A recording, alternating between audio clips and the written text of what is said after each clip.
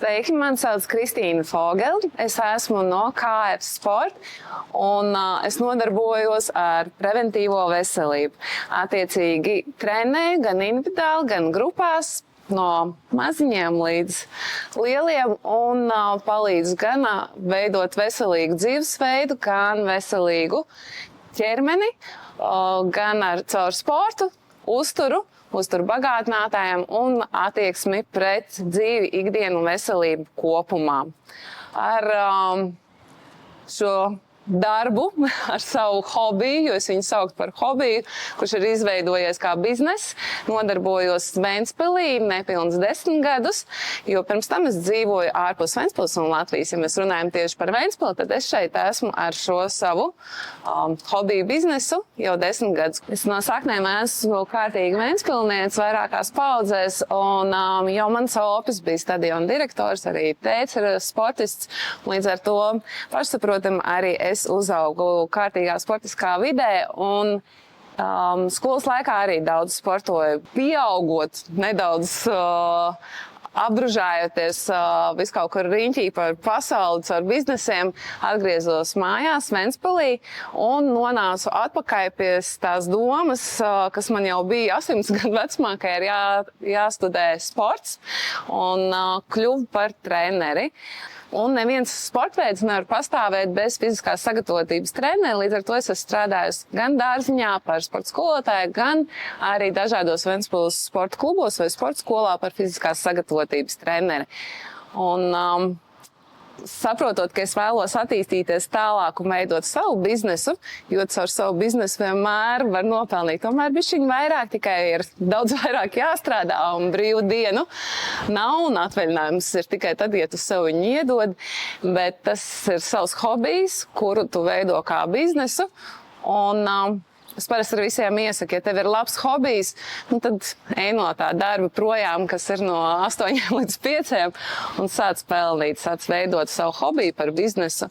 Un tā arī ir izveidojies mans KF Sports, kas man ir ārkārtīgi mīļš, ar ļoti lielu klientu skaitu, gan bērni, gan pieaugušie.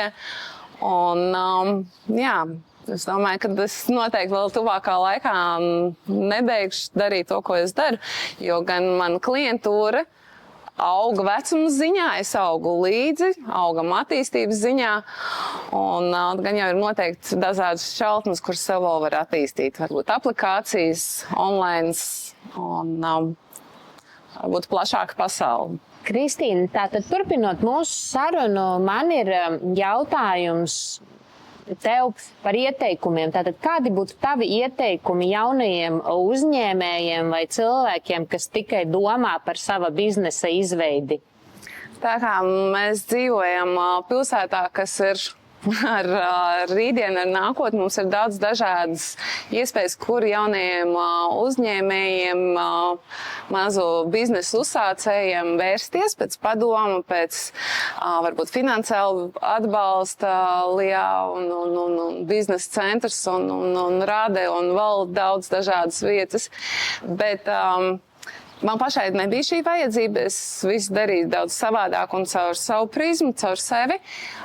Tad, attiecīgi, es ieteiktu jaunajiem uzņēmējiem skatīties ar tādu plašāku skatījumu un izmantot ne tikai dažādas rīgas no malas, bet izmantot sociālos tīklus. Sociālos tīkli ir ļoti liela iespēja.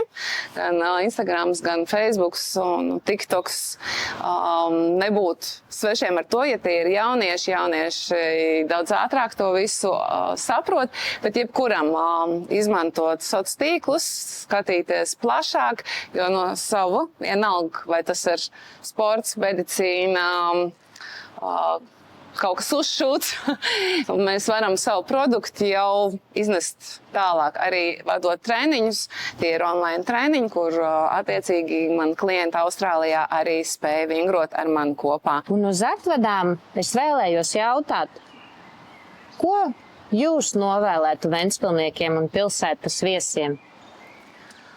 Ventspilnieki, savā būtībā, man liekas, jau Ventspilnieks kā tāds ir aktīvs cilvēks, jo vide jau dara savu, vide piespiež, ir pludmales, ir parki, ir stadions, bet es novēlētu, es bieži to dzirdu, kad ir bail no trenažieru zāles, ir bail no grupu treniņiem, no tā nevajag baidīties. Tur ir katrs cilvēks, kas ir trenažieru zālē, arī ir cilvēks, viņš nav pārdabisks cilvēks, viņš ir cilvēks.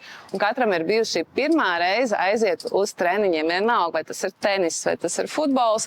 Arī mazie bērni baidās no pirmā treniņa, bet nekur nevajag baidīties. Vajag iedrošināt, vajag motivēt, vajag sev pieaugušo cilvēku motivēt, atrast to piemēroto treneri, to piemēroto vidi, kur varbūt tās jūt, ka ir kaut kāda ķīmiskā saikne, kur varētu sajust, ka tas ir tavs īstais treneris un vieta, un nebaidīties un doties uzlabot savu dzīves kvalitāti, jo sports ir tas, kas uzlabo dzīves kvalitāti.